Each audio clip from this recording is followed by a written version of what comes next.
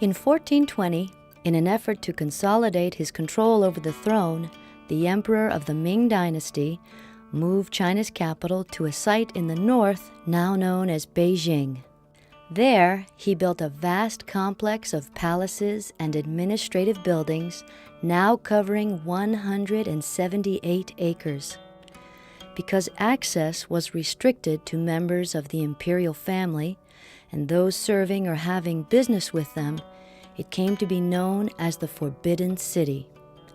From here, 24 emperors of the Ming and Qing dynasties ruled their vast country for over 500 years.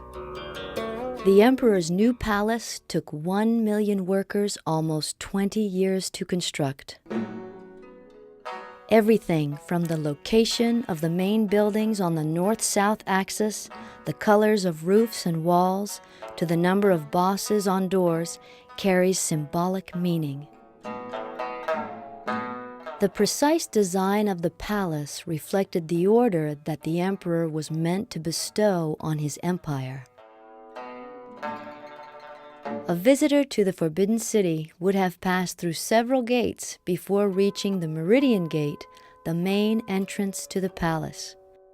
This visitor was then required to enter through one of the smaller side doors. One crossed the River of Golden Water and passed through another gate before approaching the Hall of Supreme Harmony, the largest building in the Forbidden City. Here, military and civil officials lined up for an audience with the emperor. Officials checked that everyone was in the right spot and correctly attired. Then music sounded, and the emperor was carried into the hall in his yellow palanquin. The emperor was traditionally associated with the dragon. Seated on his dragon throne, wearing a dragon robe, the emperor represented the apex of the empire. But the daily business of the empire was conducted in the inner court. This was where the emperor, his empress, and concubines lived, attended by numerous maidservants and eunuchs. The inner court mirrors the layout of the outer court on a smaller scale, but residences and gardens give it a more intimate feel. Still, all the luxury should not conceal the fact that for the women in the palace, and even the emperor, the Forbidden City was a golden cage.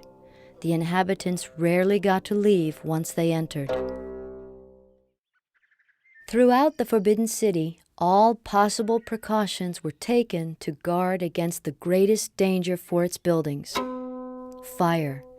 Animals and figures on the roofs guarded against fires and evil spirits.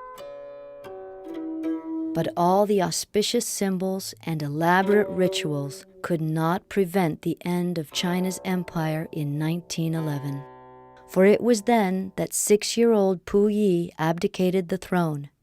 For the first time in China's history, ordinary people were soon able to enter the Forbidden City.